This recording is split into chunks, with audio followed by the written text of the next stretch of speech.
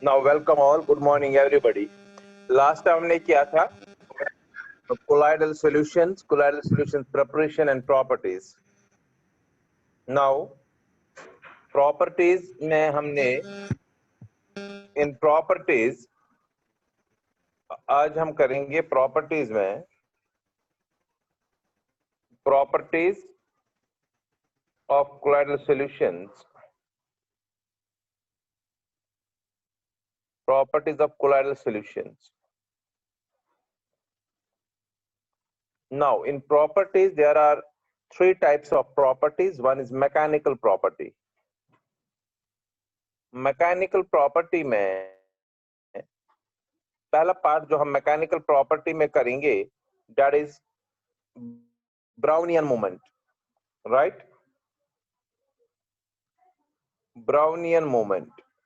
Now, what is Brownian moment? It's a mechanical property का पहला type, Brownian moment. Now, Brownian moment Robert Brown के नाम पर दिया गया. Robert Brown was the name of a scientist. तो उसने क्या कहा? रॉबर्ट ब्राउन ने उसने बता दिया कि पोलन ग्रेन्स जो होते हैं, जो पोलन ग्रेन्स अगर हम डालेंगे एक लिक्विड में, पानी में डालेंगे pollen grains, they do show irregular movement, zigzag movement. जैसे यहाँ पार्टिकल फिर यहाँ जाएगा, फिर यहाँ जाएगा, फिर वापस आएगा, किसी डायरेक्शन में भी जा सकता है. तो पोलन ग्रेन में ड्यू टू साइज जो पोलन ग्रेन्स का होता है, पोलन ग्रेन का साइज होता है, साइज ऑफ पोलन ग्रेन जो है, it varies from, pollen grain का साइज जो है 10 एंगस्ट्रॉम टू 1000 एंगस्ट्रॉम. तो ये देखा गया अगर पोलन ग्रेन ने जिगजैग मोशन शो की है, तो पोलन ग्रेन अगर जिगजैग मोशन शो कर रहा है, तो कोलाइडल पार्टिकल्स भी जिगजैग मोशन शो करने चाहिए, बिकॉज कोलाइडल पार्टिकल्स का साइज भी जो होता है that is between 10 angstrom to 1000 angstrom. So इसलिए देखा गया कि colloidal particles also show zigzag motion, zigzag movement, irregular motion. This zigzag motion of colloidal particles in a colloidal solution is known as Brownian moment, after the name of scientist, botanist Brownian, Robert Brown, right? Now the question is cause क्या है इसका? Why this Brownian moment? देखो Brownian, क्योंकि colloidal solutions heterogeneous होते हैं, तो particle का जो distribution है, that is not same throughout. Distribution of particles is not same throughout.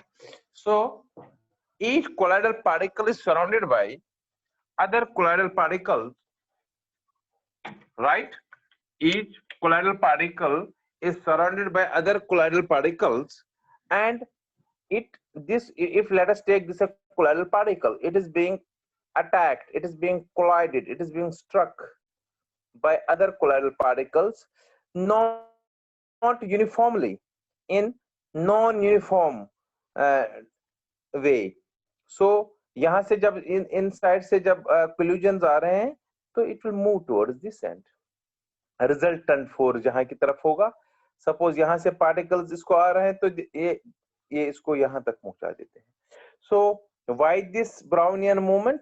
Brownian movement is due to unequal collisions between the other particles, between the particles of colloidal particles, or we can say particles of dispersion medium also on the particular colloidal particles. That is why it shows a zigzag motion, right?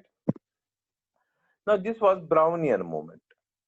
Now next very important property is optical property, right? Optical property. बेटा am I audible? क्या आप सुन पा रहे हो ना सारे? Yes, sir. Okay. Now optical property. Optical property means property related to light. Optics means light. So if we take a colloidal particle colloidal solution rather, colloidal solution हम ले लेंगे, ये कोलाइडल सॉल्यूशन है। इसमें से अगर हम लाइट पास करते हैं फ्रॉम ए सोर्स, यहां से लाइट आ रही है, तो हम देखते हैं कि पाथ जो है कोलाइडल पार्टिकल्स में विजिबल बन जाता है। Path of light when it passes through a colloidal solution becomes, this is source of light here, this is path, जिसको वैसे टिंडाल कोन भी बोलते हैं इस पाथ को, बिकॉज ये कोन शेप्ड बन जाता है, known as Tyndall cone. This path becomes illuminated, illumination हो जाते हैं, ब्लूइश कलर आ जाता है, illumination of path of light बन जाता है। मगर कहां पर? illumination of path of light, illumination of path of light, मगर ये कहां पर होता है? जब ये कोलाइडल सॉल्यूशन के बीच में लाइट को हम पास करेंगे। अगर ट्रू सॉल्यूशन में पास करेंगे तो कोई इल्यूमिनेशन नहीं है, कोई विजिबिलिटी नहीं है, कोई ब्लूइश कलर नहीं है। जो ये इल्यूमिनेटेड पाथ होता है, याद रहे, जो ये इल्यूमिनेटेड पाथ होता है ये एक्चुअल में ब्लूइश आ जाता है, ये ब्लूइश कलर का आ जाता है, राइट? A bluish path आता है। Now the question is, this illumination of path of light when it passes through a colloidal solution is known as Tyndall effect. This is optical property में Tyndall effect. So अगर question आएगा what is Tyndall effect, तो आप क्या कहेंगे? Tyndall effect is, Tyndall effect अगर मैं कहूँ, Tyndall effect जो है, that is illumination of path of light when light passes through a, शाबाश, एक कोलाइडल सॉल्यूशन। अब क्या ये ट्रू सॉल्यूशन में होगा? बिल्कुल नहीं। ट्रू सॉल्यूशन में, अगर मैं ट्रू सॉल्यूशन की बात करूं, अगर मैं ट्रू सॉल्यूशन की बात करूं, ट्रू सॉल्यूशन में टिंडाल इफेक्ट नहीं होता है, ये सिर्फ और सिर्फ किस में होता है? कोलाइडल सॉल्यूशन में। या अगर सस्पेंशन के पार्टिकल्स है, बिगर पार्टिकल्स है, वहां पर ये पॉसिबल होता है ना। तो क्वेश्चन इज व्हाई। देखो, कोलाइडल पार्टिकल्स बड़े होते हैं, ये एब्जॉर्ब करते हैं certain energy from sunlight and फिर ये स्कैटर करते हैं, इसको वापस देते हैं इसको। बट याद रहे, स्कैटरिंग की वजह से जब ये वापस देते हैं light, but that light can be seen only perpendicular in the perpendicular when we view it at right angles to the path of light. मतलब अगर लाइट हम पास कर रहे हैं, सपोज लाइट में पास कर रहा हूं इस डायरेक्शन में, तो इसका जो परपेंडिकुलर होगा, परपेंडिकुलर में ही हम इसको देख सकते हैं, बिकॉज परपेंडिकुलर में जो वापस आती है वो विजिबल होते हैं और ब्लूइश कलर आ जाता है। Perpendicular is the shortest distance, इसलिए ब्लूइश कलर जो आ जाता है, ब्लूइश कलर आ जाता है, ठीक है ना, ये ब्लू कलर आ जाता है, वहां से ब्लू कलर आ जाता है। तो मुझे बताइए, अब बताइए, what is not Tyndall effect? Tyndall effect is simply when the illumination of path of light when it passes through a colloidal solution is known as Tyndall effect. The path of light becomes bluish, ठीक है ना, and a cone जैसा बन जाता है इसमें ऐसे, this cone is known as Tyndall cone। और cause क्या है इसका? What is the cause of this Tyndall effect? Cause is due to scattering of light by the colloidal particles। अब इससे क्वेश्चन आता है कभी आपको, बताइए, ये तो ठीक है, स्काई क्यों ब्लू है? Why sky blue in colour? Sky जो है ये ब्लू इन कलर है, इसका मतलब यही है, due to Tyndall effect, scattering of light. क्योंकि जब हम ऊपर की तरफ देखते हैं तो हमें ब्लू दिख रहा है, इसलिए बिकॉज ब्लू इसलिए दिख रहा है क्योंकि जब लाइट आती है, तो जब हम हमारे एटमॉस्फेयर में लाइट आ जाती है, when light comes into our atmosphere, तो हमारे एटमॉस्फेयर में क्या होता है? कोलाइडल पार्टिकल्स होते हैं, कोलाइडल पार्टिकल्स को स्कैटर करते हैं, scattering takes place and due to scattering bluish light appear होती है, तो हमें सारा का सारा स्काई ब्लू लगता है। This was next property, that is Tyndall effect। Now last property is that is known as electrical property। What is electrical property? Electrical property of colloidal solutions, right? देखो, electrical properties में क्या होता है, आपको पता होना चाहिए, लायोफोबिक सॉल्ट जो होते हैं, they are stable due to charge, ये याद रखना है। जो फोबिक सॉल्ट्स होते हैं, दे हैव सिमिलर चार्ज। जैसे पॉजिटिवली चार्ज होगा तो सिर्फ पॉजिटिव चार्ज होगी कोलाइडल पार्टिकल्स पर। If it is a negatively charge salt, it means only negative charge is present on all colloidal particles. So lyophobic salts have charged colloidal particles. ये आपको पहले याद रखना है। अब हम क्या करते हैं, हम एक U shaped ट्यूब लेते हैं। If we take a U shaped tube, इस U shaped ट्यूब में let us take a U shaped tube, इसमें इलेक्ट्रोड्स डालते हैं। अब इलेक्ट्रोड्स और इसमें ये कोलाइडल सॉल्यूशन डालते हैं। अब मान लीजिए कोलाइडल सॉल्यूशन या तो पॉजिटिवली चार्ज होगा या तो नेगेटिवली चार्ज होगा। लेट अस सपोज ये एक इलेक्ट्रोड है नेगेटिवली चार्ज, ये पॉजिटिवली चार्ज। ये नेगेटिवली चार्ज कैथोड इसको हम बोलते हैं, पॉजिटिवली चार्ज एनोड होता है, right. Now what we do, we pass electricity. Let us suppose this is negatively charge sol, negatively charge sol है ये, इसमें सिर्फ नेगेटिवली चार्ज। कोई सॉल आप बता सकते हो negatively charge? Metal salts, AS2S3 salt, they are negatively charge salt, right. जब नेगेटिवली चार्ज सॉल्ट में से इलेक्ट्रिसिटी हम पास करेंगे तो all the negatively charge salt particles move towards positive electrode, right. ये एनोड की तरफ आएंगे, सारे मूव करेंगे इधर की ओर। सारे particles they move towards this anode where they lose their charge and get precipitated. यहाँ precipitate बनते हैं इन सारे colloidal particles। याद रखना है colloidal particles तभी तक stable है जब तक इनमें similar charge है। The moment this similar charge, the charge gets removed, it gets coagulated. इसमें coagulate forms a precipitate. So precipitate यहाँ बन जाते हैं। This movement of, याद रहे, this movement of colloidal particles, this moment of colloidal particles when this moment of colloidal particles when and towards an electrode, when an electricity is passed through this colloidal solution is known as, इसी को कहते हैं electrophoresis. याद रखना है, क्या कहते हैं इसको? इलेक्ट्रोफोरेसिस कहते हैं बेटा इसको, इसी को कहते हैं हम इलेक्ट्रोफोरेसिस। तो अगर क्वेश्चन आएगा व्हाट इज इलेक्ट्रोफोरेसिस, तो आप क्या कहेंगे? Electrophoresis is simply movement of colloidal particles towards an oppositely charged electrode when electricity is passed through the colloidal solution, right?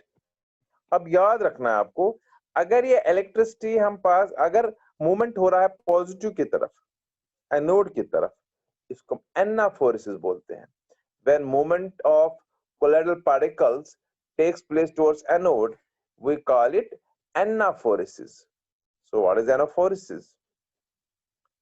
Movement of colloidal particles during electrophoresis when movement of colloidal particles is towards anode. And second is cataphoresis when movement of colloidal particles is towards cathode. This was all about electrophoresis also, right? हमने क्या किया? Electrical property, optical property and mechanical property, right? अब इसके बाद next topic है, in fact last topic of the chapter है, हम इसके बाद जो topic है that is coagulation of salt. Coagulation of salt बड़ा simple है, coagulation of salt। अब बताइए, कोई भी सॉल हम ले लेंगे, लायोफोबिक सॉल, इसमें चार्ज है, either पॉजिटिव चार्ज और नेगेटिव चार्ज, राइट। अगर हम एक सॉल ले लेंगे, एक कंटेनर में मैंने एक सॉल ले लिया, suppose positively charge sol particles है इसमें, तो मैं अगर इसमें एक इलेक्ट्रोलाइट डालता हूं, कोई भी इलेक्ट्रोलाइट, सपोज NaCl डाला मैंने और KCl डाला, कोई भी इलेक्ट्रोलाइट इसमें मैं डाल रहा हूं, बताइए NaCl Na+ और Cl नेगेटिव होता है। Na+ तो कुछ नहीं करेगा पॉजिटिवली चार्ज सॉल्ट पार्टिकल्स को, लेकिन जो Cl नेगेटिव इसमें बन जाएंगे वो इस पॉजिटिव चार्ज को क्या करेंगे? न्यूट्रल करेंगे। तो ये अभी तक पॉजिटिवली चार्ज सॉल्ट था, by the addition of this electrolyte the positive charge जो है ये खत्म हो गई इसमें, so they become neutrally charged now. तो अब ये न्यूट्रली चार्ज पार्टिकल्स बन गए. Once they are neutral, they come closer to each other and forms a precipitate. Right? तो बन गया precipitate, क्योंकि ये तब तक स्टेबल है, मैं पहले ही कह चुका हूं, they are stable तब तक जब तक इसमें कौन सी similar charge है. Once the charge is removed, they come close to each other, they come closer to each other and form the precipitate. अब ये precipitate बना, PPT बना. Okay, this process of converting a colloidal solution into precipitate by the addition of an electrolyte, इसको हम बेटा बोलते हैं by an addition of electrolyte. It is known as coagulation or flocculation, also known as flocculation of salt or coagulation of salt. Right? So what is coagulation of salt? The process of converting a colloidal solution into a precipitate by the addition of a suitable electrolyte is known as coagulation or flocculation of salt. Right? इसी से related एक और question है, याद रखना आपको, इसी से रिलेटेड क्वेश्चन है coagulation के बाद एक important question है, that is Hardy-Schulze rule. Hardy-Schulze rule. अब Hardy-Schulze ने क्या दिया, उन्होंने एक रूल दे दिया, Hardy-Schulze rule. उन्होंने इस रूल में क्या कहा, उन्होंने बड़ा सिंपल चीज कहा. उन्होंने कहा कि अगर सपोज उन्होंने कहा पहला रूल, दो रूल्स है. उन्होंने कहा अगर नेगेटिवली चार्ज सॉल है तो उसको अपोजिटली चार्ज आयन कोगुलेट कर सकता है. तो पहला रूल यही है, अपोजिटली चार्ज आयन जो है ये इफेक्टिव होता है, is effective for bringing about coagulation of A salt. Right? और सेकंड पार्ट से कहा मोर द चार्ज, मतलब कोगुलेटिंग पावर जो होता है इलेक्ट्रोलाइट का, कोगुलेटिंग पावर जो इलेक्ट्रोलाइट जो हम ऐड करते हैं कोगुलेशन के लिए is directly proportional charge of ion. अगर आयन की चार्ज ज्यादा है तो ज्यादा पार्टिकल्स की चार्ज को वो न्यूट्रलाइज करेगा and therefore coagulation takes place easily. Let us suppose give an example now. let us suppose मेरे पास एक पॉजिटिवली चार्ज सॉल है, इसको कोगुलेट करना है, तो हम क्या करेंगे, पॉजिटिवली चार्ज सॉल है मेरे पास, let us suppose मेरे पास पॉजिटिव चार्ज सॉल है, इसको हमने कोगुलेट करना है. इसको नेगेटिव चार्ज, पहली बात तो नेगेटिव चार्ज होना चाहिए. अब मेरे पास नेगेटिव चार्ज में Cl नेगेटिव है, NaCl ले लेंगे तो Cl नेगेटिव आएगा. सपोज सल्फेट होगा, SO4 नेगेटिव, मैग्नीशियम सल्फेट डाल सकते हैं. सपोज फॉस्फेट डालेंगे, मैग्नीशियम फॉस्फेट डालेंगे, सोडियम फॉस्फेट डालेंगे. अब सोडियम क्लोराइड में से Cl नेगेटिव इसको कोगुलेट करेगा, ये सल्फेट करेगा और फॉस्फेट. तो ज्यादा जल्दी कौन करेगा इसको कोगुलेट, ये वाला, बिकॉज एक आयन में तीन नेगेटिव चार्ज है. मान लीजिए ये तीन पार्टिकल्स को कोगुलेट करेगा, ये दो को करेगा, एक को ही करेगा. इसलिए वही चीज हो गया, more the charge more is the coagulating power. Right? और इसी से रिलेटेड लास्ट में अब है लास्ट क्वेश्चन इस चैप्टर का, that is after coagulation, that is protection of colloids. Right? अब हम प्रोटेक्ट करना है कोलाइड्स को. तो question is what do you mean by protection of colloids. देखो बेटा, अब अभी मैंने कहा जो लायोफोबिक सॉल्ट्स है they can be easily coagulated by adding a suitable electrolyte. लेकिन याद रखना आपको, अगर कोई मेरे पास एक लायोफोबिक सॉल्ट है, मैं थोड़ा सा नमक इसमें डालूं या कोई भी इलेक्ट्रोलाइट डालूंगे तो कोगुलेट हो जाएगा, ये तो बिल्कुल खत्म हो जाएगा. इसलिए हम बाय एक्सीडेंट इसमें कोई इलेक्ट्रोलाइट न चला जाए और ये कोगुलेट हो जाए. मान लीजिए आपने पेंट का लाया और पेंट के डब्बे में, मान लीजिए पेंट का डब्बा है, इसमें लेट अस सपोज पेंट का डब्बा लाया हमने, इसमें आपने नमक डाला, ये तो कोगुलेट हो जाएगा क्योंकि जो इसकी चार्ज इमीडिएटली खत्म होगी. इस चीज को बचाने के लिए इसको प्रोटेक्ट करके रखते हैं, वी प्रोटेक्ट इट, हम इसको पहले से प्रोटेक्ट करके रखते हैं। अब मान लीजिए कोगुलेट इसलिए ये हो रहा है, ये सॉल्व इसमें चार्ज है, मान लीजिए मेरे पास पॉजिटिवली चार्ज सॉल्व पार्टिकल्स है, राइट। अब इसको हमें बचाना है, क्योंकि जब हम इलेक्ट्रोलाइट इसमें डालेंगे तो पॉजिटिव चार्ज खत्म होती है और ये कोगुलेट होता है। आपको ये पता होना चाहिए, और ये मैंने पहले ही कहा था, लायोफिलिक सॉल्व में कोई चार्ज नहीं होती है, बट वो सॉल्व लविंग होते हैं, इजीली सॉल्व्स बनाते हैं लायोफिलिक, जैसे स्टार्च है, जैसे पोटैटो स्टार्च है, जैसे जिलेटिन है, राइट, जैसे गम अरेबिक है। ये कुछ चीजें होती है जो लायोफिलिक सॉल्व्स बनाते हैं। तो हम क्या करते हैं प्रोटेक्ट करने के लिए इसको, हम थोड़ा सा लायोफिलिक सॉल्व इसमें डालते हैं। जब इसमें हम लायोफिलिक सॉल्व डालते हैं तो क्या होता है, इसके ऊपर लायोफिलिक सॉल्व की एक लेयर आ जाती है। एक बार लायोफिलिक सॉल्व की लेयर आ गई इसके ऊपर, अब तो बाहर से कोई चार्ज है नहीं, अब तो लायोफिलिक सॉल्व जैसा है, राइट। अगर मैं आप इसमें कोई इलेक्ट्रोलाइट डालूं भी, NaCl डालूं भी, अब NaCl इसको कुछ भी नहीं कर सकता, बिकॉज कोई चार्ज दिखेगी नहीं, क्योंकि बाहर से इसमें एक लेयर बनी है, किसकी, लायोफिलिक सॉल्व की। अब ये लायोफिलिक सॉल्व जैसा है, राइट। तो ये प्रोटेक्ट हो गया, इसको कहते हैं प्रोटेक्शन ऑफ सॉल्व। सो अब क्या है प्रोटेक्शन, हम पहले से ही जब सॉल्व बनता है लायोफोबिक सॉल्व, चार्ज सॉल्व, इसमें थोड़ा क्या डालते हैं, lyophilic solve, very little amount, so that ये लायोफिलिक सॉल्व इसके अराउंड एक लेयर बनाता है, protective layer, so that it prevents its coagulation by the addition of an electrolyte. This process is known as protection of colloids, right? अब कितना protective collide डालना है उसको हमने दिया, एक साइंटिस्ट था, उसका नाम था जिगमोंडी, उसने अपने हिसाब से उसको दिया in the form of gold number. Last definition है अब ये, in the form of gold number. देखो बेटा गोल्ड नंबर क्या है, now what is gold number. उसने कहा एक गोल्ड सॉल, एक रेफरेंस लिया गया, एक गोल्ड सॉल लिया गया, 10 ml of a gold sol.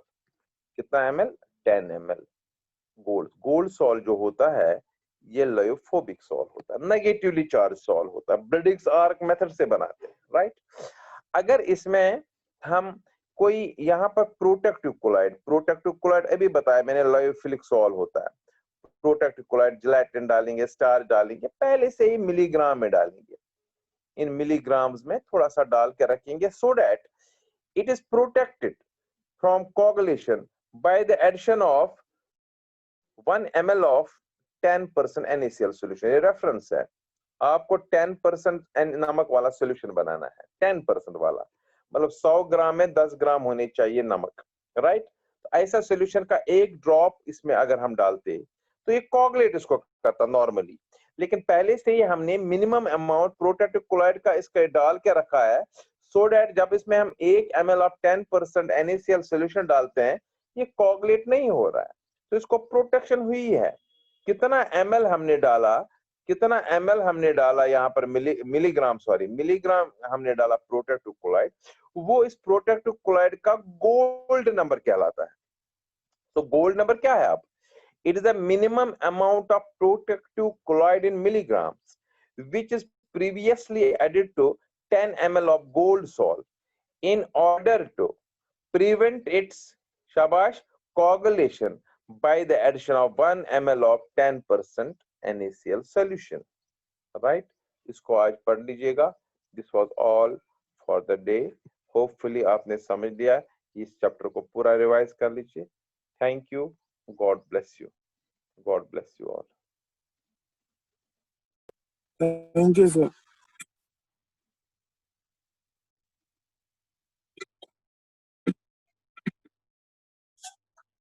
Meeting में फिर भी रहा मैं।